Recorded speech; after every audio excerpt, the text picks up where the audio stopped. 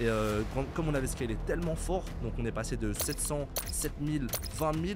Le lendemain, on n'avait plus d'argent sur le compte bancaire. J'ai eu jusqu'à 50 000 euros de financement. Combien? 50 000 euros de 50 financement. 000 euros de financement. Ouais. J'ai eu jusqu'à 50 000 euros de financement de ta part, de la part de Florian, de la part de beaucoup de membres du bêta test. Et j'en ai pris que 10 parce qu'on avait un autre problème aussi, c'est qu'on avait sold out les usines en Chine. Moi, j'avais des semaines, j'envoyais du 90, 100, 140 testing. On arrachait tout. Ouais. Et du jour au lendemain, tu pouvais passer de 0 à taper 140K en une semaine. Les gens, faut bien qu'ils comprennent que 2018, ça tapait du 35K day. On était en caleçon sur notre canapé. On travaillait souvent tout seul ou à deux. Tu vois, moi, j'étais avec mon frère. Ouais, c'est Toi, vrai. t'étais seul. J'étais seul. T'étais seul. Taper 35K day en calbar. Aujourd'hui, pour aller chercher 35K day, sans avoir de mecs qui te font des créas, sans avoir tout ça, faut la tenir à la cadence avec tous les mecs qui vont venir te scraper et tout. C'est compliqué, hein. Chaud, tu vois. Ça sert à rien sur le long terme de faire du gros chiffre. Ça t'apporte plus de soucis. Des blocages Stripe, des blocages de banque, des vérifications. Moi, je me suis fait bloquer un compte bancaire 92 000 euros pendant un an. Ok les gars, bienvenue sur ce premier épisode de podcast sur ma chaîne. Donc j'en avais déjà fait avant à Bali pour ceux qui me suivaient. Mais là c'est le premier sur ma chaîne et le but de ces podcasts c'est vraiment faire des échanges de valeurs.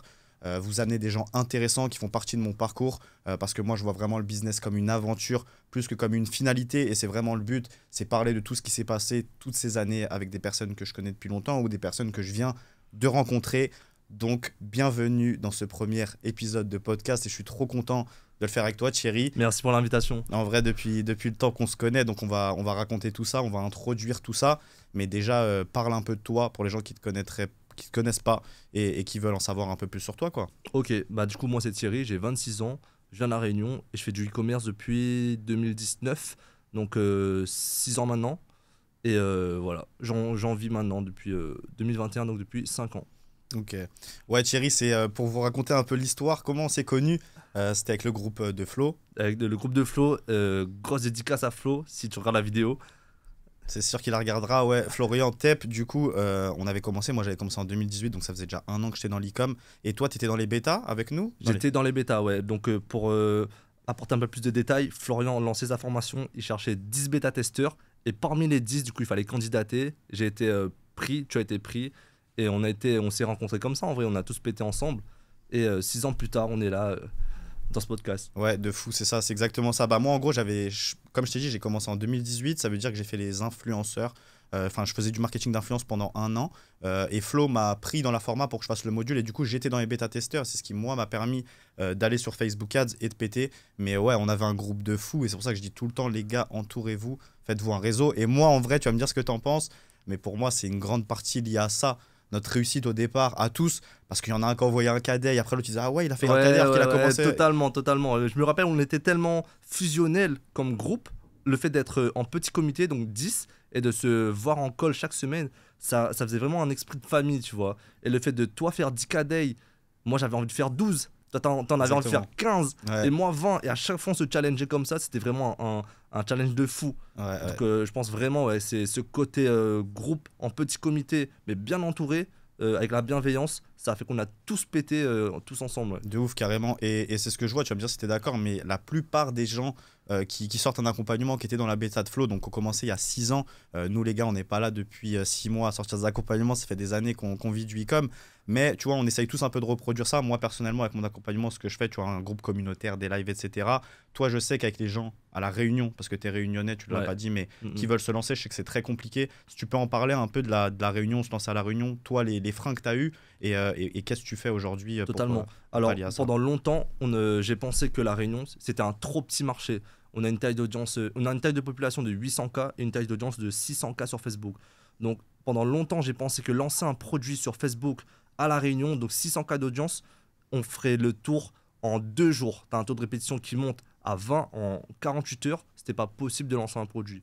En plus, les délais de livraison qui sont trop longs, les prix qui sont trop chers, j'ai toujours vu la Réunion comme une faiblesse. Mais depuis l'année dernière, je me suis dit pourquoi pas faire de cette faiblesse une force, justement, vu que personne ne le fait, je serai le premier à le faire et je vais prendre tout le marché pour moi. Donc c'est ce que j'ai fait, on a pété, et là c'est ce que je suis en train de faire, accompagner d'autres Réunionnais à péter avec moi, parce que c'est bien aussi de transmettre. Ouais, carrément. Bah, franchement, moi, pour avoir vu les gars et pour vous faire un retour, franchement, c'est fort ce que vous faites et je Merci. respecte de ouf. En vrai, c'est un peu ce que nous, on a fait avec notre accompagnement, aller sur un sentier où personne n'allait et toi, c'est exactement ce que tu as Exactement, fait. ouais. Et ça, je respecte de fou parce que c'est encore une fois la vision long terme, tu vois. Oui, tu faisais de l'argent en dropshipping, oui, je faisais de l'argent en dropshipping, mais on a préféré voir long terme et aller peut-être perdre un peu de temps au départ pour construire des fondations sur des pays qui sont émergents, sur lesquels on n'a pas l'habitude d'y aller. Mais une fois que tu y vas, tu es le leader. Et toi, tu m'as montré une de tes brands. Et c'est juste fou l'argent que tu fais avec un produit comme ça. Personne ne croirait que c'est encore possible d'en faire autant. Mais c'est tout simplement parce que tu es sur un marché non saturé et que tu as Exactement. énormément de skills que tu appliques là-bas. Exactement. Et pour reprendre ce que tu avais dit, le projet long terme, c'est vrai qu'au tout début du dropshipping, on avait tous cette vision court terme, produit gagnant, recherche un produit, tu le fais péter, il sature, ensuite tu recherches un autre produit. Et c'est cette routine-là en vrai qui m'a fait un peu réfléchir. Ça fait 6 ans que je fais du e-commerce du coup, et je voulais pas tout le temps tomber dans cette routine de trouver un nouveau produit, le tester, ça marche pas, tester 50 produits, ça marche pas, le 51e, il fonctionne. Au final, tout le bénéfice que j'ai fait sur mon ancien produit winner, je le perds en 50 testings. Et à chaque fois, en fait, tu montes ici, tu redescends là, tu montes ici, tu redescends ici. C'était pas. C'était pas. Comment dire? C'était pas Viable. accurate. Tu vois, Ouais. c'était pas accurate et c'était vraiment pas ce que j'avais envie pour ma vie, quoi. Ouais, ouais, carrément. Bah, c'est ce que je dis souvent aux gens que j'ai en appel ou même que je rencontre ou quoi. En fait, le dropshipping, et ça, faut le dire aux débutants, c'est que tu es vite dépendant de ton propre business. En fait, t'es salarié, tu tombes vite salarié de ton propre business. Faut aller vite, faut avoir des équipes qui font de la veille concurrentielle tout le temps, faut envoyer énormément de créa, faut être prêt à un compte pub qui saute ou autre. Et tu es tout le temps dans en fait, le fait de rien bâtir en fait, sur le long terme. Et moi, c'est pour ça aussi que j'ai transitionné en brand et que je préfère 1000 fois plus maintenant. Même si pour moi, pour débuter, tu vas me dire ce que tu en penses, il n'y a rien de mieux que tester sans instaurer de marque au départ et le faire par la suite comme nous on avait fait. Est-ce que tu penses que ça change aujourd'hui en 2025 ou il faut directement partir en dropshipping comme on faisait nous classique sans brander ou il faut directement partir en semi-marque? Pour toi, c'est quoi le mieux? Alors, je vais parler pour mon marché à moi. Le e-commerce, du coup, il a bien évolué au fil des années. Je pense que tu le dis déjà dans tes vidéos, mais l'audience, ils sont déjà habitués, ils sont déjà éduqués au dropshipping. Donc maintenant, même quelqu'un qui n'est pas dans le business, qui voit une publicité, qui voit un site, il arrive tout de suite à identifier Shopify, AliExpress, Chine, dropshipping, arnaque. Donc il faut un minimum, je dis pas de travailler toutes tes images, travailler toutes tes packaging, etc. Mais un minimum de branding, un minimum de qualité sur ton site, un minimum de qualité sur tes créatives. Donc pour moi, il est nécessaire de faire un minimum de travail sur le front-end, donc ce que tu vas montrer au client, sur la valeur perçue que le client il va avoir en voyant ta pub, en voyant ton produit. Aujourd'hui, si tu repars en drop comme en 2018, c'est pas possible. Ouais, ouais, carrément. Carrément, bah, Alex Hormozy dit une phrase que j'aime beaucoup citer, c'est le client achète pour la valeur que tu lui as déjà donnée, pas pour la valeur qu'il obtiendra. Et en dropshipping, aujourd'hui, c'est encore plus vrai parce que dans la conscience des clients, comme tu dis, ils sont hyper éduqués à tout ce qui est arnaque, no ship, bref, tu connais, Ouais, produits de mauvaise qualité et tout. Du coup, en fait, leur jauge de valeur elle est tellement basse quand ils voient un site qui est obvious dropshipping que pour les convertir derrière, c'est limite impossible. Et c'est pour ça qu'il faut, comme tu dis, améliorer ses images, améliorer même ses créatives. Tu vas reprendre des créas AliExpress aujourd'hui en dropshipping sur les marchés qu'on connaît tous, c'est impossible. Donc ouais, carrément être beaucoup plus professionnel, même si ça reste du drop comme on le faisait, ouais, être beaucoup plus professionnel dans les créas, les visuels et tout. Je suis complètement c'est d'accord avec ça. toi. Après, le dropshipping, c'est qu'un terme pour dire que tu gères pas ton stock. Parce que moi, je suis en brand, donc mes packaging sont brandés, mes produits sont brandés, mais je gère pas le stock. Donc Ok. voilà, le dropshipping, c'est vraiment un mot qui s'est mal vu au fil des temps, mais voilà, ça reste qu'un concept de e-commerce sans gestion de stock. Donc voilà. Carrément, ouais, ouais, carrément. C'est important de le dire, mais ça, tu vois, nous, enfin, entrepreneurs dans l'e-com, même les débutants, quoi, ça, on le comprend très bien pour la plupart, pour tout le monde en réalité, mais c'est les utilisateurs, enfin, c'est les prospects qui le comprennent pas et dropshipping, c'est vite catégorisé comme ouais, arnaque. Ouais, arnaque. Donc ouais, bien évidemment, être professionnalisé dans tout ou alors aller sur des marchés où la conscience du marché n'est pas encore hyper haute, où ils n'ont pas l'habitude de commander comme nous, on pourrait le faire en COD ou potentiellement toi, tu pourrais le faire encore à La Réunion. Ça m'intéresse. Est-ce que tu penses qu'avoir des shops brandés à La Réunion, ça a autant d'impact que le faire sur... Enfin, c'est aussi vital que le faire sur la France, par exemple, étant donné que c'est un marché qui est moins attaqué? Est-ce que lancer des shops brandés à La Réunion, c'est aussi vital que lancer en France? Je dirais que oui. parce que mine de rien, malgré que la population réunionnaise n'est pas autant habituée à la consommation en ligne que la population française, en métropole, je veux dire, il y a quand même un minimum, tu vois, genre, sur les réseaux, on est quand même habitué à voir les placements de produits, on est quand même habitué à voir les publicités des autres concurrents. Donc un minimum de branding, je pense que oui, c'est nécessaire. Ouais. Ok. Et est-ce qu'il y a des subtilités à connaître pour des gens potentiellement qui regardent et qui voudraient se lancer sur le marché réunionnais?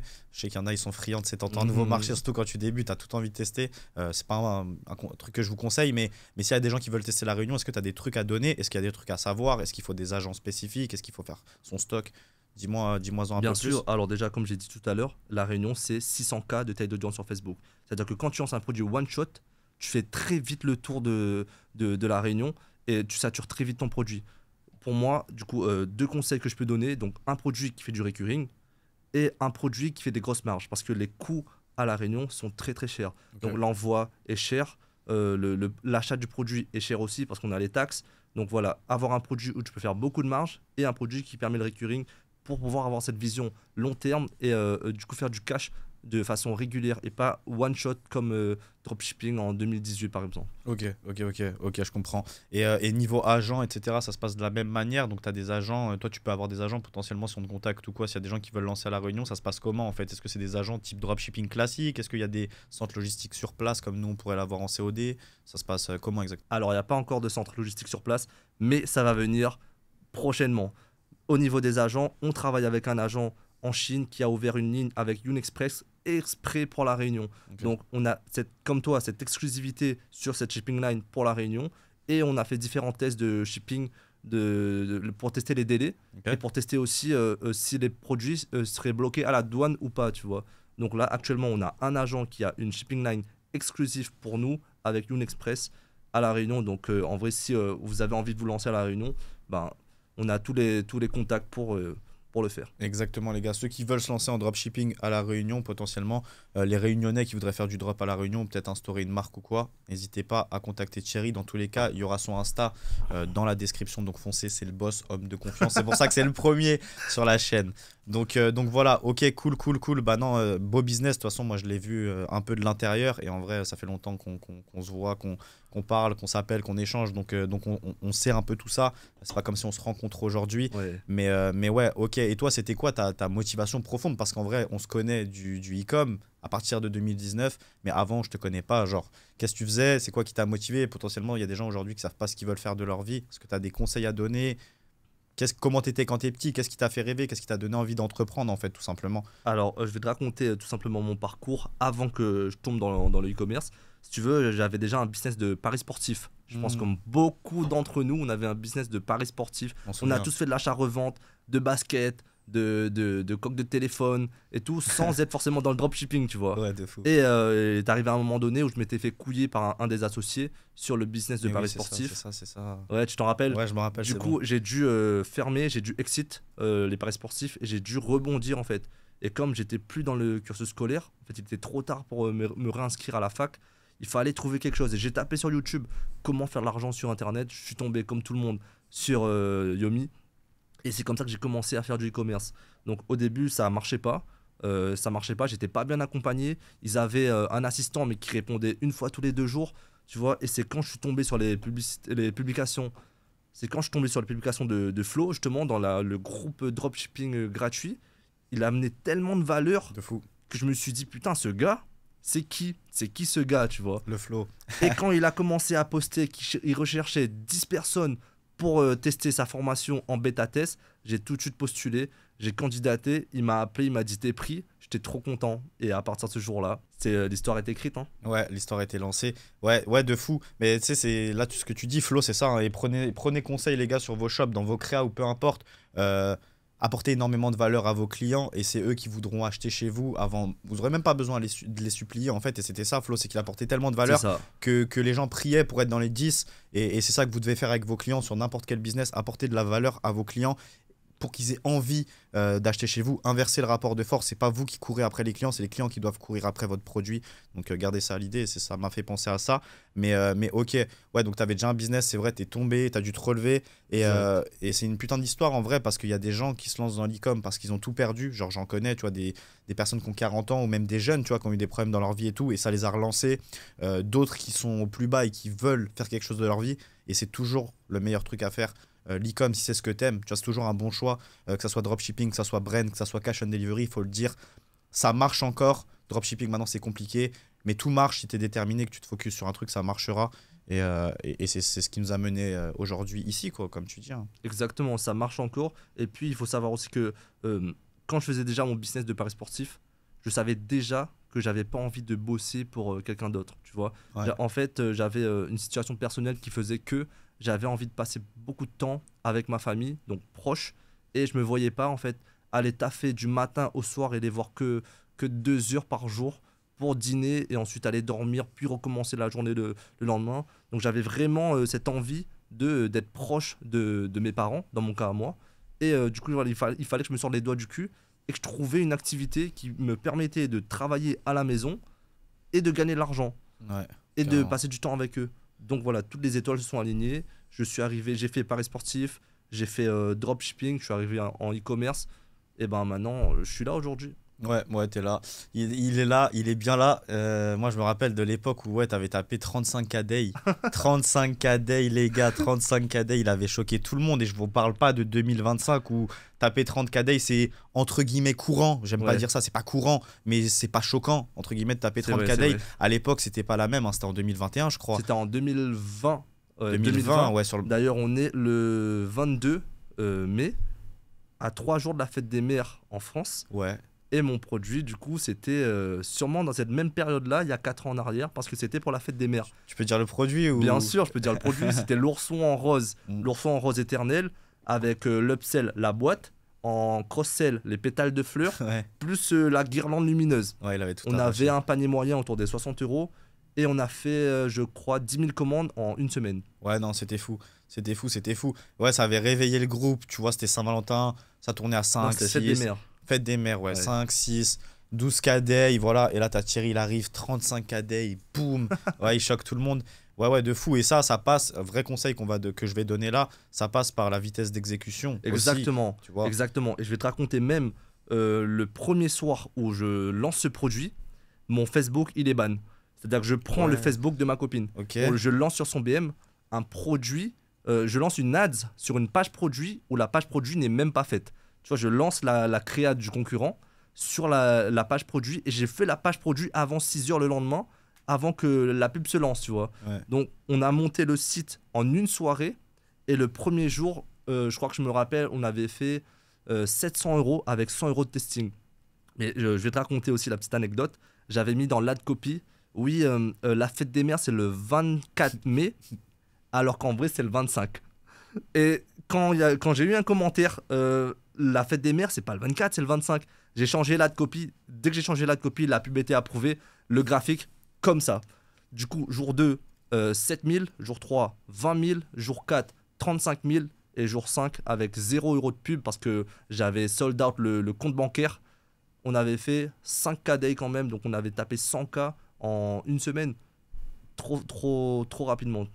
Ouais, c'était ouf, c'était ouf. Mais tu sais que moi, ce qui m'avait choqué, c'est ça aussi pour remettre le contexte aux gens, c'est que c'était 2021 et l'ourson en rose, ça faisait déjà peut-être 3-4 fêtes des mères, Saint-Valentin, qu'il arrachait tout. Et moi, au moment où tu l'as lancé, mais genre, je l'avais vu passer dans mon feed chez des concurrents et tout, aux US et au UK, je me suis dit, impossible, ils prennent, tu vois. Genre, impossible, ils prennent, et toi, tu l'as lancé et ça a pris.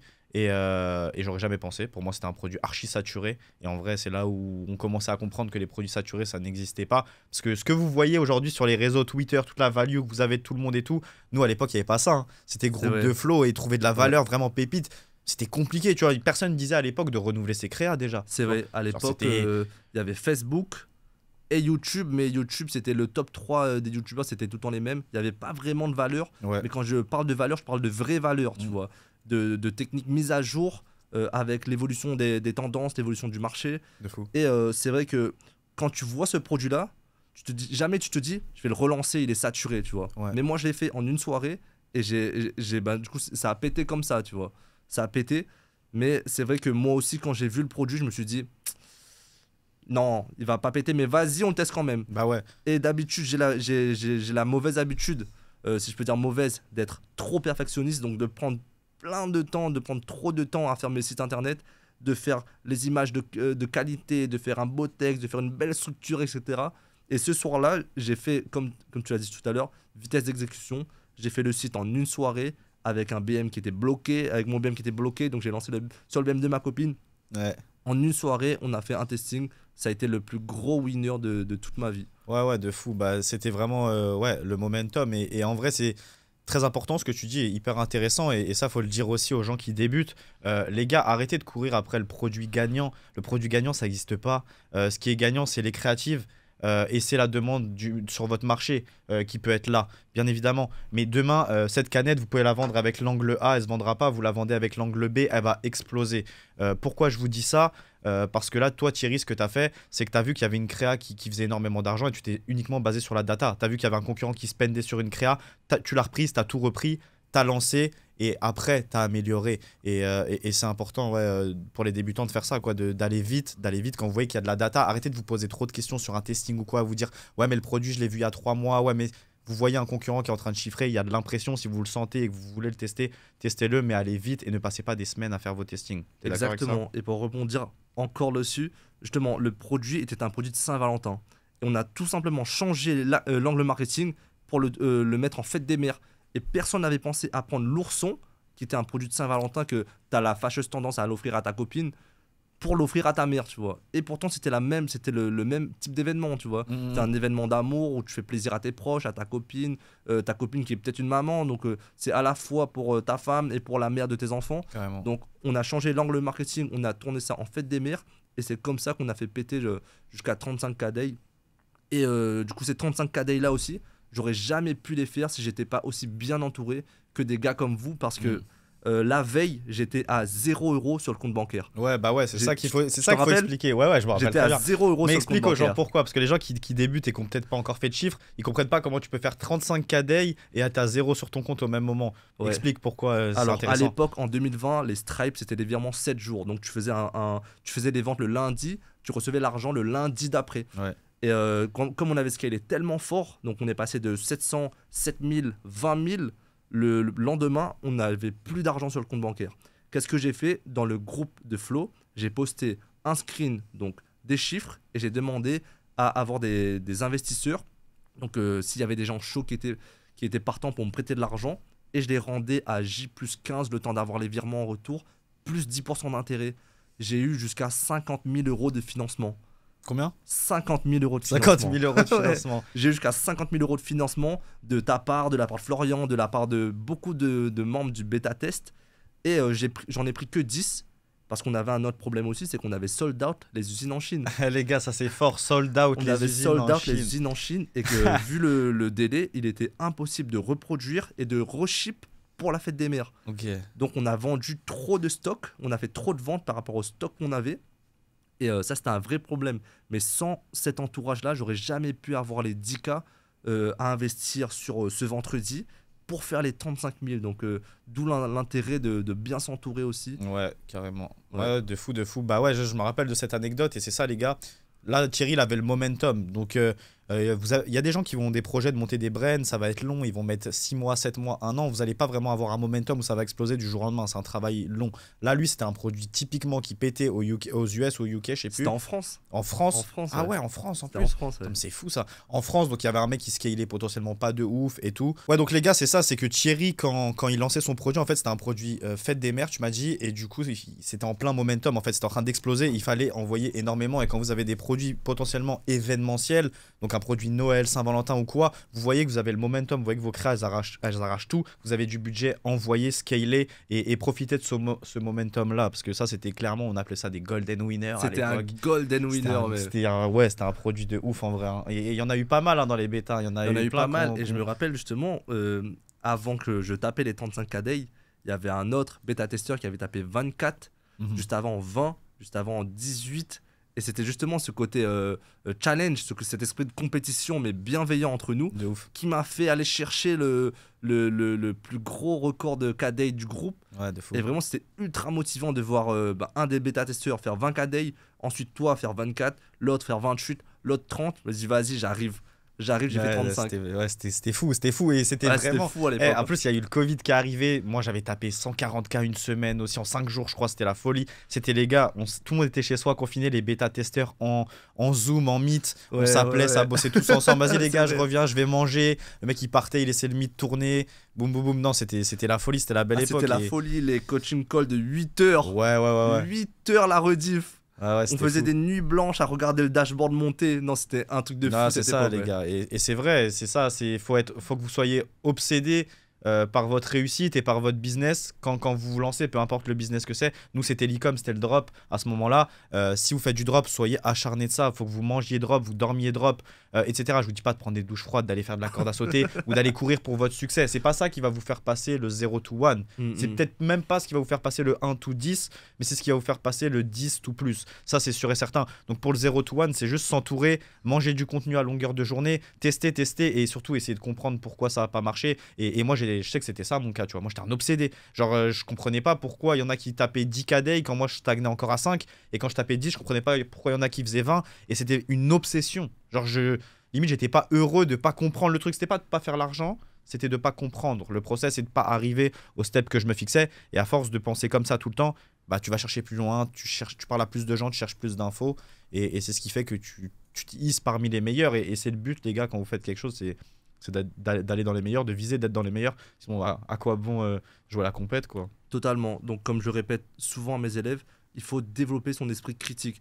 Il suffit pas de lancer et ensuite de laisser faire pour voir si ça prend ou ça prend pas.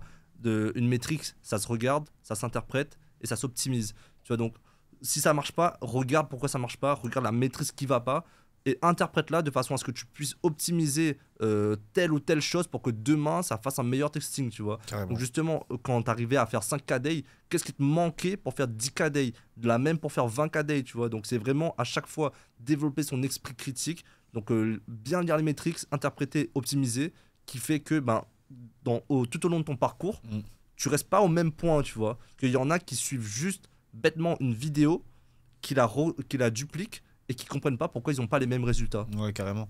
Carrément, et c'est ça qui a changé dans l'e-com, c'est qu'avant, entre guillemets, ça laissait la place aux personnes nulles, en fait. Tu pouvais copier, coller, avec un peu de chance, boum, ça explosait. Et on le voit aujourd'hui, qui est encore là, qui n'est plus là, tu vois, Ouais, clairement.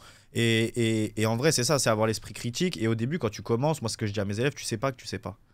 Tu sais pas ce que tu sais pas, tu sais pas ce que tu sais. Il se passe un truc, tu sais même pas si ce que tu dis est bon. Ton logo, enfin, c'est même pas un bon exemple, le logo, on s'en fiche, mais ta page produit, est-ce qu'elle est optimisée CRO ou non? Au début, si t'as pas d'accompagnement, rien, comment tu veux savoir? Exact. Tu n'as pas de point de référence. Et en fait, c'est le fait de faire qui va te permettre de comprendre et de devenir meilleur si tu as envie de comprendre. Par contre, si tu passes à chaque produit un à un et tu n'essayes pas d'analyser tes testings et la ressortie de celui-là, ça n'a aucun intérêt. Mais ouais, de ouf, c'est ça, avoir un esprit critique, c'est super important. Pas avoir un ego surdimensionné, se dire ouais, le produit, j'étais sûr, il avait pété, ouais, c'est le drop, c'est saturé et tout. Non, le problème, il vient de toi, il viendra toujours de toi dans tous les cas. Et même si c'est pas vrai, surtout, le problème vient de toi, reste à penser ça parce que sinon ça va être très compliqué l'entrepreneuriat. Totalement. Il y a même des élèves qui font des sites internet.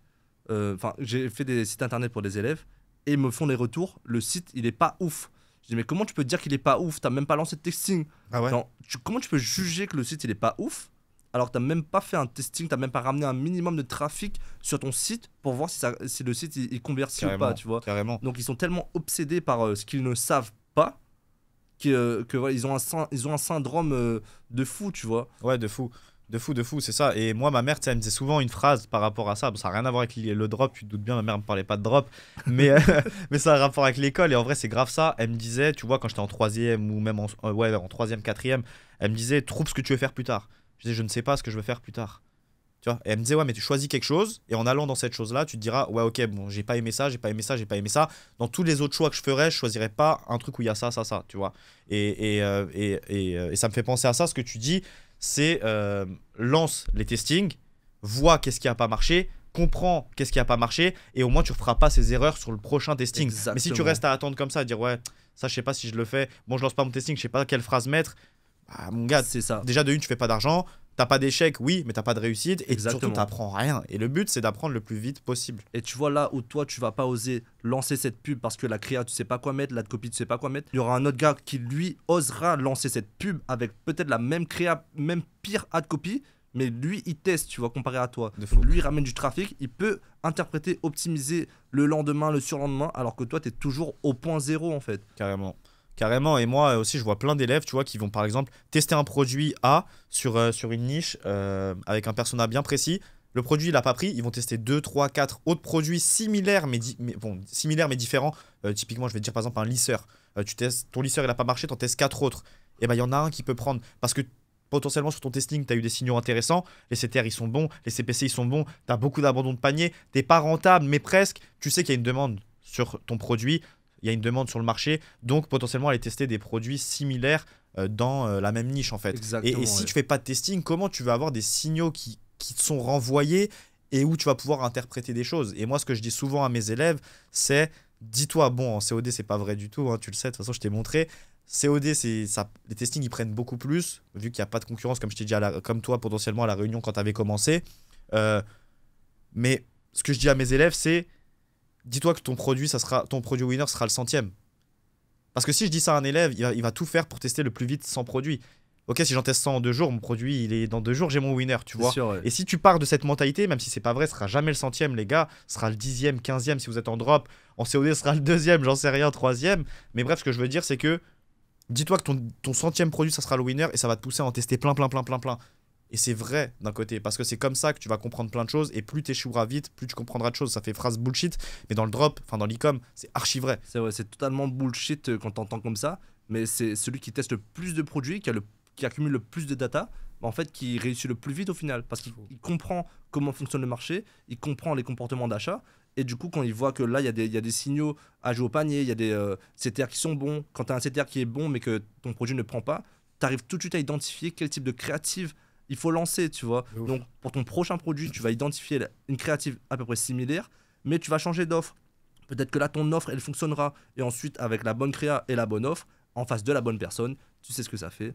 Un produit gagnant. Produit gagnant, c'est ça. Ouais, c'est ça. C'est comme tu dis, je le disais déjà dans une vidéo, c'est exactement ça. C'est la formule des 5B que Flo avait démocratisé, qu'il avait appelé comme ça et tout à l'époque. Mais c'est ça, hein, c'est un produit gagnant, c'est pas le produit en tant que tel. C'est pas un Ouais, c'est pantalon vrai. ou une chemise, ou on s'en fout. C'est pas ça qui est gagnant. C'est une combinaison de plein de choses. Et comme il l'a dit Thierry, ça passe par le bon produit, au bon moment, devant la bonne audience, avec la bonne offre et le bon message. Et toute cette combinaison fait le winner. Mais c'est pas le fait que votre produit soit rouge, rose, qu'il ait une étiquette ou quoi. Et ça, faut bien le comprendre. On est en 2025. On pensait comme ça en 2017. Ça y est, stop. Tu vois, faut élever son niveau business. Même quand on est débutant aujourd'hui, il y a tellement de vidéos qui sont faites, tellement de valeurs sur le business, sur sur le marketing pur et dur en fait que tu peux appliquer à tes shops ou quoi. On a ChatGPT, on a tout. Faut élever le niveau quoi. Ouais, et c'est comme ça que vous allez aujourd'hui, vous démarquer. c'est tout le monde avec l'intelligence artificielle, c'est compliqué de refaire du dropshipping comme en 2018. Le niveau du dropshipping, même pour les plus débutants, il a monté. Maintenant, les shops se montent avec l'IA, les pages produits se rédigent avec l'IA. Donc, c'est compliqué d'arriver et de reprendre un ancien winner de 2020, le relancer en 2025. C'est compliqué de reprendre ses marques, tu vois. C'est Ouais. compliqué. Les Bon. standards, ils ont augmenté. Carrément. Il faut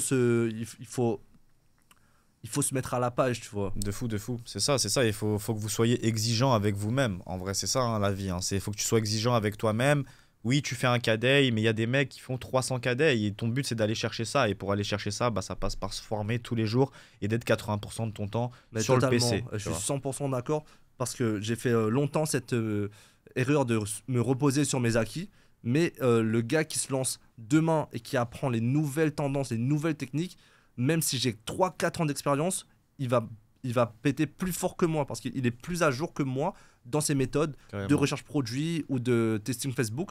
Il sera plus à jour que moi. Donc voilà, l'erreur que j'ai fait moi au cours de mon parcours, c'est me reposer sur la technique qui marchait et ne jamais vouloir me remettre en question quand ça marchait pas, tu vois. Exactement. Donc, alors qu'il fallait juste prendre d'autres formations ou regarder les nouveaux modules comme l'IA, comme les créatives, etc. pour faire en sorte que mon business il pète 2 fois plus. Ouais, de fou. Ouais, non, de fou, c'est ça. C'est exactement ça. Hein. On s'est beaucoup reposé sur nos acquis. Bah, je pense tous, en vrai, tous ceux qui ont commencé le drop en 2018, On a eu une période où on s'est un peu reposé. Tu vois, avec le Covid, tu voyais tous les nouveaux qui venaient. Nous, on se disait on était les OG. On a scalé à du 30K day, on sait ce que c'est et tout. Et au fur et à mesure, bah, tu te dis, ouais, ok, ils sont trop nuls les débutants. Moi, je me rappelle d'une période, je sais pas si tu te souviens, mais il y avait un nombre de shops éclatés qui émergeaient. Je sais pas si tu te souviens, période Covid, c'était un truc de ouf. Il y avait trop de shops éclatés qui ressortaient et nous, on se disait, ouais, on est bon, on est bon. Mais les gars, retenez bien que quand tu travailles, tu dépasseras le mec qui était là avant toi. Et moi, c'est ce que je dis tout le temps dans mes appels. Les gens, ils me disent, ouais, t'es bon, ouais, je veux que tu me coaches. Je suis pas bon, j'ai juste commencé avant vous. C'est la seule différence. C'est que ça fait 6 ans que je suis là, j'ai vu plein de trucs, j'ai testé plein de trucs, j'ai vu plein d'études de cas de mes potes, les miennes, plein de shops qu'on a montés, des brands, tout ce que tu veux. Donc je comprends ce que je fais maintenant. Mais je suis pas meilleur que toi. J'ai juste plus d'expérience. Tu vois, et ça, faut bien le comprendre. Et moi, je l'ai eu la période comme toi où je me formais plus et tout. Et justement, après, je me suis bien reformé. Et je me suis mis un nouveau défi. Je me suis dit cash and delivery, let's go, plus de concurrence et tout, j'ai envie de tester. Et c'est pour ça que je suis parti en COD, créer ma brand là-bas. Mais ouais, à la base, j'ai eu ma période aussi où. Je me rappelle d'une époque où tu sais, il y avait les trackers de shop, comme Competitors Insight, ou les autres trackers de shop qui étaient accurate. Et Shopify a fait une mise à jour où tous les trackers ne fonctionnaient plus. C'était totalement buggé, les chiffres étaient n'importe quoi. Et pour ceux qui avaient du coup la mauvaise tendance à juste regarder les chiffres d'un store qui pétait, le dupliquer, quand Shopify a fait cette mise à jour, on est tous retombés à zéro. On est tous retombés à zéro et là il fallait tout réapprendre. Parce que ta méthode à toi c'était quoi? Trouver des concurrents en train de scale, traquer le site, ça fait des ventes, tu dupliquais sur un autre marché. Ouais, de fou. Et quand j'ai fait cette mise à jour, Shopify, ça nous a tous mis au plus bas. C'est-à-dire qu'on avait plus, genre, notre seule technique qui fonctionnait ne fonctionnait plus. Il fallait tout réapprendre. Et là, tu te poses plein de questions. Est-ce que tu arrives vraiment à faire du dropshipping? Est-ce que tu arrives vraiment à faire de l'e-commerce, tu vois? Donc là, c'était une période qui était un peu compliquée pour tous ceux qui se basaient sur cette méthode. Mais ouais, il faut constamment se former. Et c'est comme ça, en fait, qu'on avance. Carrément. Et ouais, ça, j'en parle beaucoup avec des potes, associés ou quoi. Il n'y a pas de finalité au succès, c'est ce que je dis tout le temps. Moi, je pensais que j'allais été nul et un jour, j'allais devenir fort. Et ça y est, tu vois, genre, je suis fort et trop bien. Et c'est bon, je vivrai de ça jusqu'à la fin de ma vie. Mais c'est pas comme ça, il n'y a pas de finalité. Même aujourd'hui encore, nos business, ils tournent. Tout se passe bien. Mais on se dit, OK, comment aller chercher plus loin? Comment prévoir ce qui peut potentiellement se passer? La suite, ne pas manquer le prochain tournant qui va arriver. Tout ça. Et ça passe par de la remise en question en permanence. Et c'est vrai que quand tu commences à faire tes premiers 10K day où tu gagnes le salaire de ta famille en une semaine, ouais, tu te vois trop beau, tu vois. Et moi, je suis pas du tout un mec égocentrique ou quoi à la base, hein. Mais je l'ai eu cette période, tu vois. Je sais pas toi, mais moi, je l'ai eu et ouais, je me suis grave vu trop beau, tu vois. Et ça, c'était en 2022, je pense. Quand tu commences à faire de l'argent, tu te compares facilement aux autres, tu vois. Quand tu fais les 5K day, oh, j'ai un salaire de médecin. Quand tu fais les 10K day, j'ai un salaire quand tu fais les 10K day, tu as un salaire de pilote d'avion, tu vois. Donc à chaque fois que tu te compares comme ça, et indirectement, tu as un statut social qui gonfle, tu vois. Alors qu'il faut vraiment pas penser comme ça, tu vois. Mais on a tous eu cette période-là, c'est obligé. Quand tu commences à faire de l'argent en business en ligne, c'est tellement démesuré la réalité par rapport à ce business-là. Quand tu vois qu'un médecin, il peut gagner jusqu'à 10 000 euros par mois, après 10 années d'études, et que toi, tu fais 10 000 euros en un jour, c'est deux mondes qui sont complètement opposés, tu vois. Carrément. Et ouais, ça, c'est en vrai, c'est intéressant, tu vois, qu'on parle de ça, parce qu'on reparle un peu de l'âge d'or du drop. Et moi, je sais qu'il y a trop de gens qui m'en parlent, tu vois, quand je rencontre des gens ou quoi, des events ou autres, ils disent, ouais, t'es là depuis 2018 et tout, ouais, j'aurais kiffé connaître cette époque, c'était comment, tu vois. Et en vrai, c'est ça, c'est comme tu dis, c'était du taf de rat de laboratoire, mon gars. C'est tu prenais un shop qui passait dans ton feed, boum, tu regardais les impressions, tu mettais dans le tracker, bam, tu voyais les ventes qui remontaient en live, ok, il est à ça, let's go, boum, ça envoyait 10 shops. Moi, j'avais des semaines, j'envoyais du 90, 140 testing, on arrachait tout, et du jour au lendemain, tu pouvais passer de 0 à taper 140K en une semaine, et c'est ça, c'était magnifique. Mais aujourd'hui, c'est beau aussi, aujourd'hui ça filtre plus, et aujourd'hui le succès arrive aux méritants, et c'est ça que j'aime bien, tu vois, aujourd'hui. Mais bon, voilà, en dropshipping, moi c'est mon avis, je sais qu'il y a des gens qui vont pas être d'accord, mais le dropshipping, moi j'ai senti à un moment après Covid, genre 2-3 ans après Covid, 2 ans après Covid on va dire, je sentais que en fait, je devenais de plus en plus fort, mais mes résultats, ils devenaient pas de plus en plus bons. Et c'était pas parce que les gens étaient meilleurs que moi, c'est juste parce qu'il y avait de plus en plus de concurrence. Tu vois, donc oui, je pouvais faire plus d'argent, oui, je faisais plus d'argent, mais ça me demandait plus de process, plus d'équipes, recruter et tout. C'était impossible de faire comme nous, on avait commencé. Et les gens, faut bien qu'ils comprennent que 2018, ça tapait du 35K day, on était en caleçon sur notre canapé, on travaillait souvent tout seul ou à deux. Tu vois, moi, j'étais avec mon frère, Ouais, c'est toi, vrai. t'étais seul.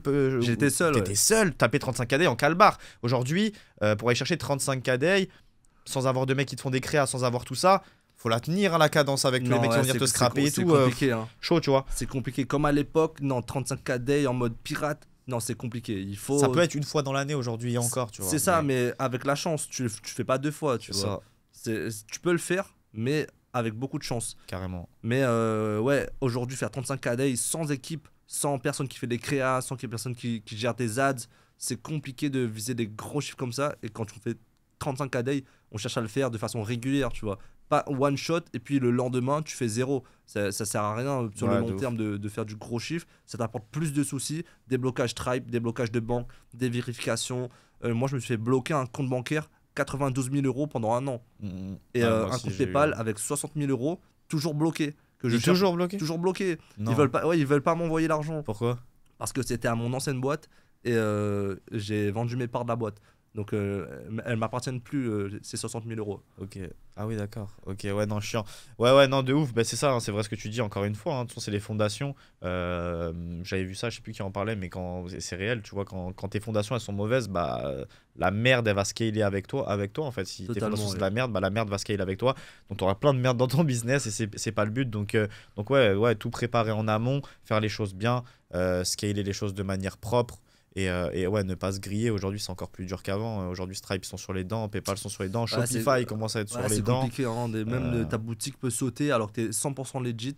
Donc vraiment, il faut faire attention à ne pas être trop agressif. Le Stripe, il est super sensible. Dès que tu fais 10K, tu passes de 1 000 € à 7 000, comme je l'ai fait à l'époque. Tout de suite, c'est vérification. Stock, documents, entreprise, pièce d'identité, vérif selfie. C'est devenu compliqué maintenant de faire du gros chiffre super rapidement. Je préfère moi privilégier de faire du petit chiffre de façon régulière que de faire du gros chiffre comme à l'époque, 35K day d'un seul coup. Ouais, carrément. Bah ouais, plus tu vois, tourner toute l'année à des, comme tu dis, petits chiffres qui ne sont pas des petits chiffres, on va dire du 5, 6, allez, 10, tu pousses vraiment, tu vois, allez, on va dire 5, 6, ouais, 7 KD stables sur l'année avec des gros bénéfices et potentiellement à un moment dans l'année, Q4 ou quoi, scaler, mais le faire de manière crescendo et ne plus, ouais, du jour au lendemain envoyer une CBO, la passer de 500 à 5000 balles de day one à day 2 comme on faisait avant, tu vois. Donc ouais, plus préparer les fondations aujourd'hui parce qu'il y a plus de risques et moi, c'est pour ça aussi que j'emmène les gens en COD et que moi-même je fais du COD parce que ça me permet justement de faire moins de chiffres mais de faire beaucoup plus de marge que ce que je faisais avant.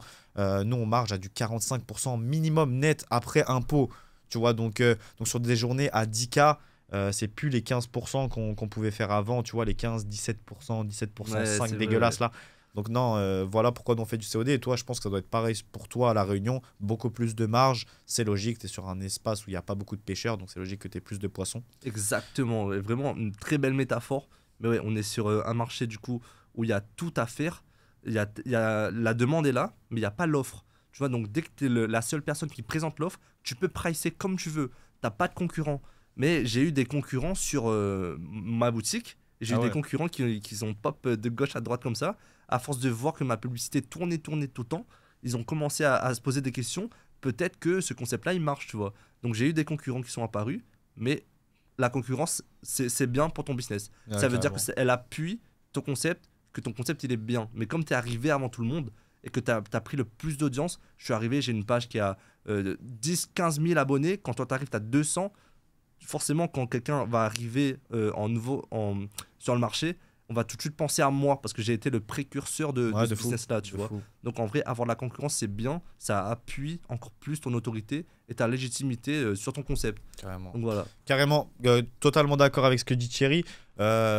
Le fait d'avoir des concurrents, c'est bien quand tu es un des premiers, ou le premier, c'est mieux d'être le premier. Pourquoi c'est bien d'avoir des concurrents? Parce que déjà, ils éduquent le marché avec toi.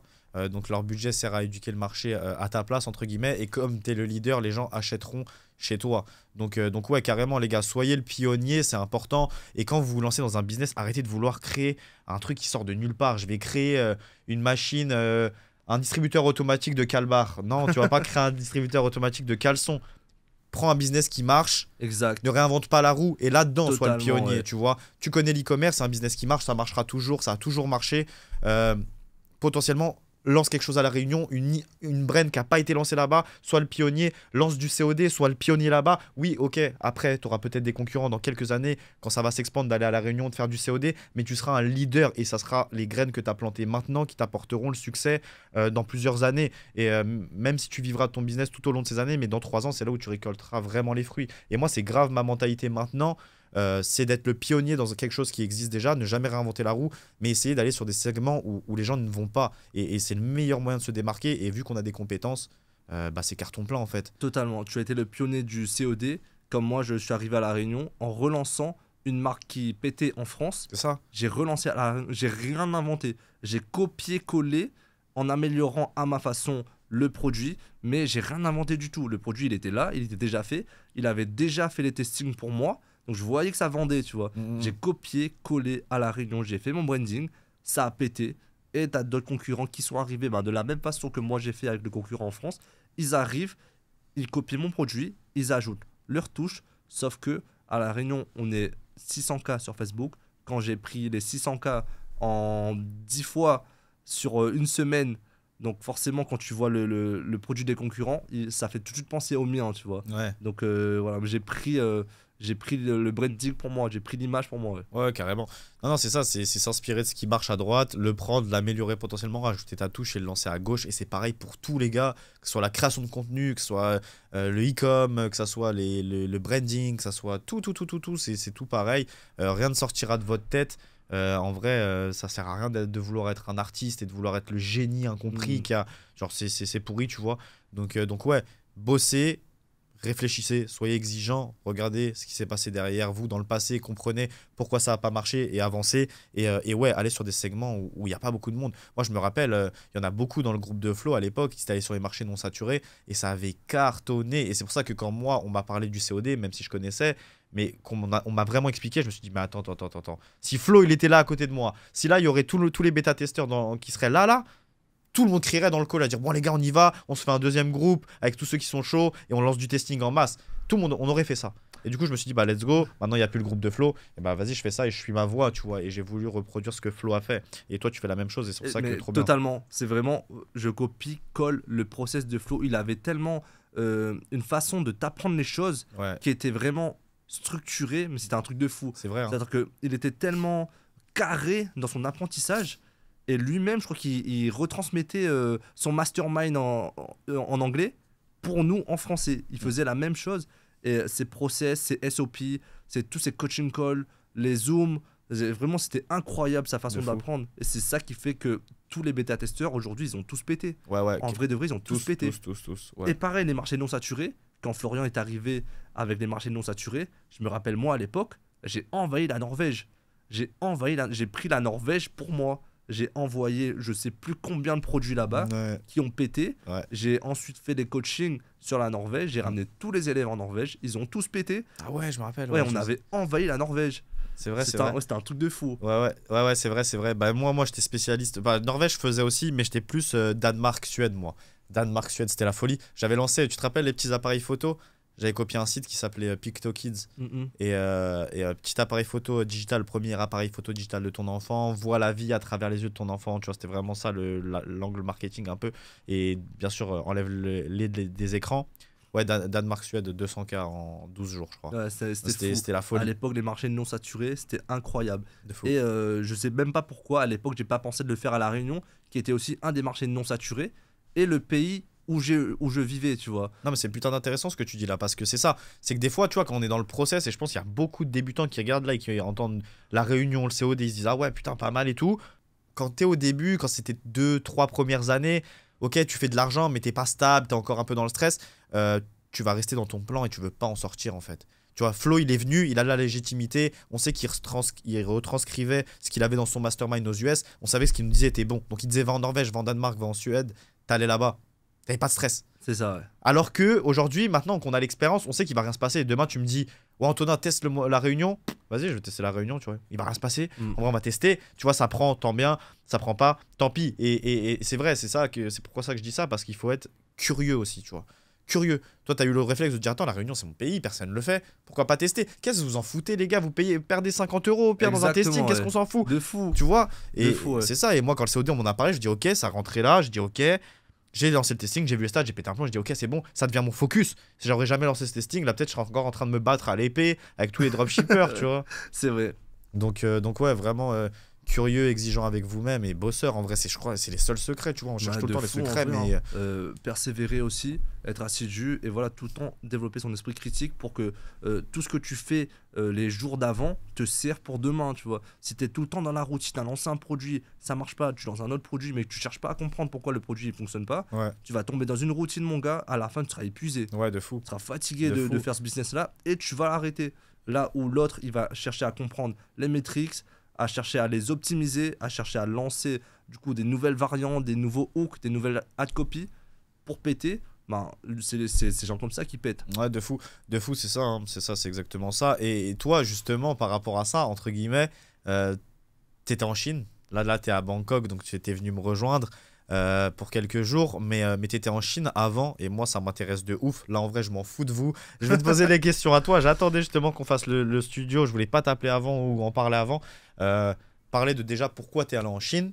Qu'est-ce que tu as vu? Qu'est-ce que tu as découvert? Dis-nous en plus, parce que je sais que les gens, ils sont passionnés par les gens qui vont en Chine dans l'e-com. C'est hyper intéressant et même moi, ça me fait kiffer. Donc, carte blanche, dis-moi ce que tu peux me dire. Alors, la Chine, elle est très, très tendance en ce moment. Et je vais te dire pourquoi. Déjà, en e-commerce, aller en Chine, c'est tellement game changer que de travailler à travers ton écran sur Alibaba ou à travers un agent de sourcing. Tu lui parles comme si c'était un simple salarié. J'ai rencontré mon agent de sourcing, on a mangé ensemble, on a fait des jouets, on a fait des salles d'arcade ensemble, on a fait la moto, on a fait les voitures dans les salles d'arcade. On a partagé des moments de fou. Et c'est dans ces moments-là en fait que tu vois l'humain qui est derrière l'écran, tu vois. Et je suis parti en Chine, pourquoi? Il y avait déjà la Ford Canton. Donc je suis parti voir la Ford Canton pour voir un peu les nouveaux produits, donc les produits émergents, les nouvelles tendances, et puis surtout trouver des fournisseurs pour leur montrer que la Réunion existe sur la carte et que tu peux ship ici, il y a la demande, tu vois. Okay. Donc je suis surtout parti prendre beaucoup de business cards, leur montrer qu'à la Réunion, il y a de la demande. Donc envoie ici, fais-moi des devis. Ici, tu peux aussi avoir des clients pour que quand j'arrive sur le marché réunionnais, j'arrive avec mes élèves en leur disant tu cherches quoi? Un produit cosmétique, j'ai les fournisseurs. Du textile, j'ai les meilleurs fournisseurs. Des gadgets, je les ai aussi. Tout ça avec mon agent Shipping Line exclusif pour la Réunion, on peut tout faire péter. Ouais, ben non, mais c'est ça, hein, c'est respectable, hein. Franchement, moi je respecte de ouf et je kiffe l'approche que tu as. C'est vraiment prendre le e-com et apporter des solutions à ta communauté qui est les Réunionnais. Les Réunionnais, je sais qu'il y en a plein qui veulent se lancer mais qui sont confrontés à tous les problèmes classiques. Les gars, Thierry, c'est votre gars. T'es allé en Chine aussi, je pense. Bah, moi, je le sais. Mais pour tes business à toi, développer des shipping lines aussi pour que ça soit plus avantageux pour toi. Et bien évidemment, l'apporter à tes clients derrière. Et moi, je peux que respecter parce que c'est exactement la même chose qu'on fait chez nous, mais pour le cash and delivery. Donc ok, trop bien. Et ouais, t'as mangé avec ton agent. Toi, t'as rencontré d'autres agents du coup? Non, tu sais, notre agent à l'époque. Ah ouais? Chen Chen. Non, lui non. Ah oui, ok, ouais, je me disais. On est parti rencontrer l'agent avec laquelle on bosse en ce moment et depuis plusieurs mois, même plusieurs années. Et elle a fait le déplacement exprès pour venir avec nous. Donc à Canton, on est parti à la foire ensemble, on a mangé ensemble, on a passé des moments de fou ensemble.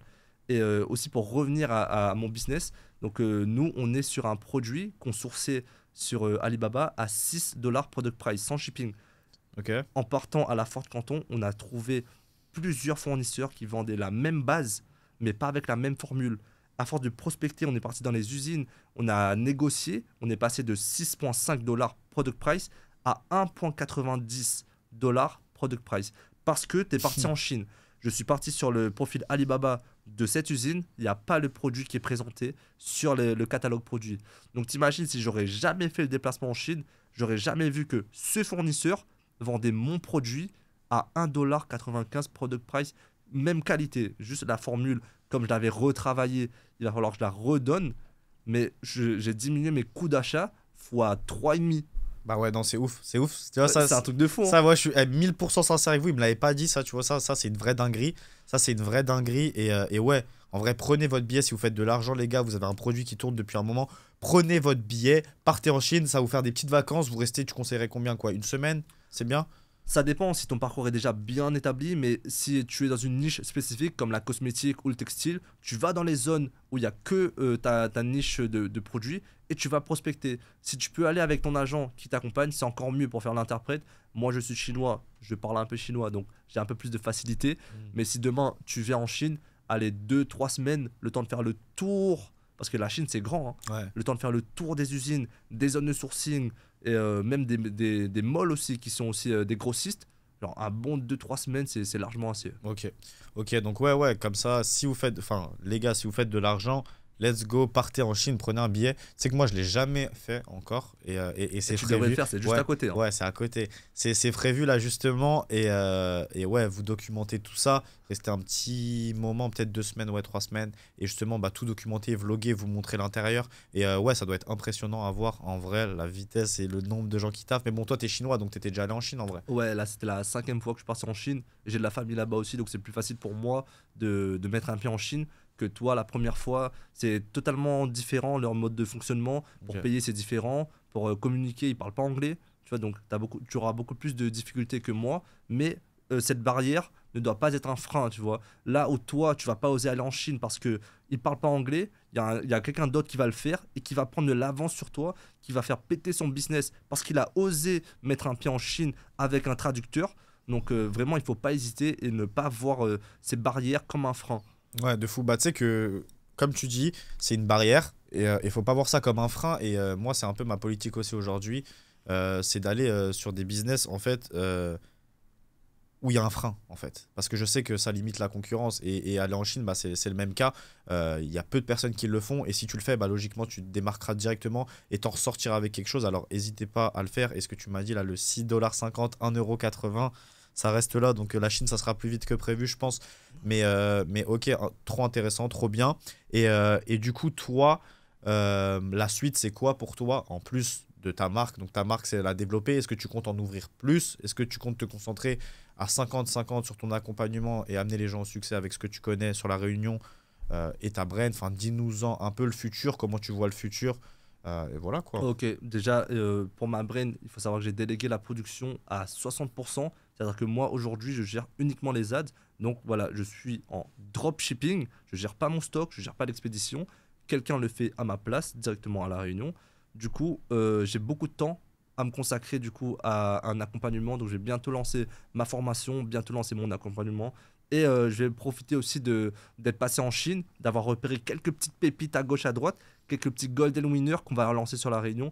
Et pourquoi pas faire un case study pour les élèves de la formation, leur montrer le produit de A à Z, comment on a choisi le produit, comment on le price, comment on le source, comment on monte la boutique, comment on touche, comment on communique avec l'audience réunionnaise. Du coup, tout ça, ça sera réservé uniquement aux membres de la formation. Et voilà, la suite, c'est ça, hein. Ok, trop bien, trop bien. Ouais, bah je te souhaite que ça marche, mais je sais déjà que ça a marché. Thierry, c'est le petit influ, allez regarder son compte, il commence à faire l'influenceur. Donc non, trop bien, en vrai, c'est ça. Et moi, je suis grave dans cette dynamique aujourd'hui. L'argent, on l'a fait. On a réussi dans un business où on voulait que ça marche. Maintenant, j'ai envie de laisser une trace, tu vois. Je parle comme si je vais mourir dans 2 ans, mais pas du tout. Mais je comprends Mais j'ai totalement. envie tu vois, de laisser quelque chose et maintenant d'avoir fait quelque chose qui restera dans le temps. Et moi, de toute façon, les gens, ils le disent, ils le ressentent, ils me le disent quand ils m'appellent ou quoi. Ça se voit que j'aime donner et moi, j'aime vraiment transmettre. Et genre, voir des mecs qui étaient à notre place en 2019, moi, ça me fait trop kiffer. Et si Ouais. je peux les amener au succès, c'est let's go. Et que ça soit avec moi sur du cash and delivery, avec Thierry sur la Réunion, avec quelqu'un d'autre sur du dropshipping pur et dur. Tout marche, les gars. Si vous sentez que c'est ça pour vous ou ça pour vous, allez-y, foncez, faites-vous confiance. Et il n'y a pas de raison que vous n'arriviez pas à vivre la vie que vous souhaitiez avoir. Et toi, poser une petite question là, par rapport à ça. C'était quoi ton rêve, toi, quand tu étais petit? J'aime bien poser cette question aux gens. Quand j'étais petit, déjà, alors mon rêve, c'était d'être pilote d'avion. Ok. Mais l'école, ça suivait pas. T'étais éclaté. J'étais pas éclaté, mais j'étais OK. Ok. Mais j'étais pas éclaté, mais pas assez pour être pilote d'avion. Donc, mon rêve, sinon, à part ça, franchement, là, comme ça, je crois que j'en avais pas. Hein. Je vivais au jour le jour. Quand je kiffais les jeux vidéo, j'avais pas forcément un truc qui m'animait de plus que les autres. Mais ouais, en vrai, ouais, c'est ça. J'en avais pas spécialement comme ça. Là, j'en avais pas. Ouais, ok, ouais, t'étais vraiment asiatique, quoi. Pas d'émotion, Ah pas de rêve. Ouais, non, en vrai, mais tu sais que je t'ai posé cette question parce qu'elle est super dure, c'est super ouais, dur elle d'y est dure à répondre. C'est répondre. dur Ouais. d'y J'étais pas répondre. préparé à celle-là. Et même, bah, moi, je te dirais le foot, en vrai de vrai, parce que je faisais du foot. Mais ouais, devenir footballeur pro, là, tout. Toi, t'étais nul au foot, ça se voit. Moi, j'étais nul au foot. Ouais, t'étais fort? Non, alors je vais te raconter même une anecdote. Je suis né en Bah, 98. après, tu me dis pas le foot. C'est sûr que ton rêve, c'était de devenir footeux. Je suis né en 98 en octobre. Ouais, Il y a eu quand en 98? la Coupe du Monde. La Coupe du Monde. J'étais pas né, mec. Thierry Henry, meilleur buteur. Mm. Mon père m'a appelé Thierry parce qu'il voulait que je fasse du foot. Ah. Lui, il a arrêté l'école en 5e. Il a triplé la 5e parce qu'il faisait que du foot. Et moi, je suis arrivé, zéro foot, mais par contre, paris sportif. Donc, il y a, tu vois, je comblais un peu ce truc-là. Ça va, il y avait des matchs à la maison. Voilà, il y avait des matchs sur Unibet. Je suivais les matchs de foot avec lui. Mais non, j'ai pas fait de football, non. Ok. Est-ce que pour toi, c'est possible? Enfin, parce que là, tu me dis paris sportif. Est-ce que les paris sportifs pour toi, parce que je parlais de ça avec un pote il y a pas longtemps, ça me fait penser à ça. Est-ce que pour toi, c'est un business? Les paris sportifs? Étant donné que c'est de la chance, ça repose sur de la chance. Moi, je trouve pas que ce soit un business, tu vois. Le fait d'apporter des signaux à une communauté qui paye par mois un membership, par exemple, là, c'est un business. Là, Mais c'est un aller business. parier sur des équipes, c'est pas un business. Ça repose pas sur des process, sur des. Tu vois? T'en Alors, penses quoi? moi, je vais te dire du coup comment fonctionnait avant. On avait toute une stratégie de gestion de bankroll, donc de la gestion de ton capital. Et il faut savoir que moi, je suivais pas du tout, mais pas du tout, les sports que je pariais dessus. J'étais totalement 100% rhétorique, c'est-à-dire Ok. la data, j'analysais. Je m'en foutais, moi, que tel joueur, il était blessé, qu'il s'était séparé de sa copine, il n'était pas dans le bon mood. Il marquait tant de buts par match, par saison, je le mettais top, je le mettais buteur prochaine game, tu vois. Et je me fiais uniquement aux statistiques parce que moi je connaissais rien du foot, ni le basket, ni le tennis, ni la Formule 1, ni le ping-pong ou tout ce que tu veux. Je me basais uniquement sur les stats. Et j'ai fait mes analyses comme ça. J'étais très voilà, rhétorique, tu vois. Je vois telle équipe marque à 80% dans la première mi-temps, je vais mettre telle équipe marque dans la première mi-temps et ça passe. Ok. Tu vois, le plus souvent, je me dis, les chiffres ne mentent pas, tu vois. Ouais, c'est Les clair. chiffres ne mentent pas et je me basais uniquement sur les chiffres. Et du coup, t'arrivais à avoir un taux de positif plus qu'un taux de négatif sur l'année, même avec tes membres et tout ou c'était- J'avais, alors sans compter le business membership, j'avais sur ma gestion de bankroll 85% de win rate. C'est énorme. C'est énorme. On n'était pas sur du gros chiffre, on était sur un gros profit, tu vois. Ok. On n'était pas sur des cotes à 10, 15, mais 85% de win rate sur des cotes à 2, 2, 5 tous les jours, ça fait du gros profit. Tu vois, c'est pas des grosses cotes, mais ça fait du petit profit, mais petit profit tous les jours, ça fait du gros profit à la fin du mois. Ok, putain, fou. Tu sais que j'aurais jamais pensé. Ouais, ok, ouais, donc c'est faut être détaché de ses émotions et se baser sur la data encore Totalement, une fois. mais je connaissais tellement rien au foot, c'était essentiellement foot basket, que je pouvais pas avoir de l'émotion, tu vois. J'avais pas d'équipe de cœur, j'avais pas de joueur favori, j'avais rien du tout. J'avais juste, avec l'expérience de l'analyse par sportif, des marchés un peu favoris. J'avais des ligues qui étaient plus faciles que d'autres à parier dessus, mais sinon il n'y avait aucune émotion, c'était uniquement les stats. Je respectais la stratégie de la gestion de bankroll, tu vois. Donc ça, tout ça, c'était important pour pouvoir être profitable à la fin du mois. Ok, donc paris sportif. Moi, je t'avoue, ça m'a jamais trop attiré. Quand j'étais plus jeune, oui, on mettait des petits 10, 20 euros sur les cotes. mais ouais, moi, j'avais trop d'émotions. Moi, justement, c'était ça. Mais ouais, ce qu'on doit retenir, c'est data is the key. La data, c'est la clé. Les mecs, retenez ça. Et du coup, bientôt la finale de Ligue des Champions. Juste pour conclure, là, tu vois qui gagnait? Paris. Paris, hein. Paris, hein. Paris. Mais là, pareil, c'est des. Pour faire en vite fait, c'est des compétitions qu'on peut pas analyser, tu vois, parce que il n'y a pas assez de data avant C'est intéressant ce que tu dis. pour parier sur ces matchs-là, tu vois. Quand tu vas parier sur une compétition où toute l'année ils se jouent entre eux, là Paris va jouer contre une équipe où elle n'a pas l'habitude de jouer, tu vois. Donc ces matchs-là, moi j'aurais pas parié dessus. Là c'est que de la chance, on va dire, et c'est pas à partir des chiffres, tu peux pas faire un truc de concret, tu vois. Ouais, carrément. Carrément. Ok, bah moi aussi, je pense que Paris va gagner. Vous connaissez, Parisien. Donc, on verra si tu t'es trompé. Le podcast, il sortira, Paris aura déjà gagné normalement. Donc, ouais, mais c'est putain d'intéressant ce que tu dis. Ouais, c'est vrai que, ouais, bah oui, il n'y a pas de data passée. Donc, en fait, ça englobe tout ce qu'on a dit depuis le début. Donc, c'est une bonne conclusion. Vu qu'il n'y a pas de data passée, tu peux pas déterminer ce qui va se Totalement. passer. Donc c'est pareil dans votre business, les gars. Échouez, échouez, échouez. Apprenez, faites de la data, comprenez la data passée et améliorez-vous. Apprenez et faites du sale, les gars. En vrai, c'est la conclusion. On a fini le podcast. Thierry, mot de la fin. Si tu as un mot de la fin à dire, je te laisse. Et après, on conclura, quoi. Bah, déjà, merci de m'avoir invité pour ce premier podcast. Donc, c'était un premier exercice pour moi et ça s'est super bien passé. Donc, déjà, pour ça, je te remercie. Et puis, voilà, j'ai hâte de voir, j'ai hâte de te montrer ce qu'on va faire sur La Réunion. On a énormément de projets. Je t'ai dit tout à l'heure, il n'y a pas encore de Fulfillment Center, mais ça va venir. Et peut-être, pourquoi pas, COD, La Réunion, C'est ça. tu vois le truc. C'est ça, il y a des trucs sous la table, c'est le but les gars, et c'est vraiment ça, encore une fois, et je le résume parce que c'est la fin du podcast, comme ça que je vois le business, comme une aventure et pas comme une finalité. Et c'est ça, Thierry, on a commencé ensemble en 2019 à faire du drop, à lancer des produits chinois. Aujourd'hui, il va en Chine, il voit ses agents, on se voit à Bangkok, on crée des projets, on va potentiellement créer quelque chose sur le COD à La Réunion. Et c'est ça les gars, avancer tous les jours un petit peu plus. Donc en tout cas, c'était le premier épisode du podcast. Moi, ça m'a fait trop plaisir d'avoir Thierry. On a commencé ensemble dans le même groupe et on se retrouve aujourd'hui. T'es le Ouais, premier sur la chaîne, donc c'est ça juste fait trop plaisir bien. de fou. C'est trop bien et c'est le but. Donc on continue d'avancer les gars. Abonnez-vous, n'hésitez pas à liker. Vous allez avoir le Instagram de Thierry et tous ses réseaux dans la bio. Donc abonnez-vous, likez, commentez. Dites-moi si ça vous a fait kiffer parce que les podcasts, je les fais exclusivement pour vous. Si ça vous plaît pas, j'arrêterai. Donc dites-moi si vous kiffez et on se retrouve dans la prochaine vidéo. C'était Anto. Ciao, ciao.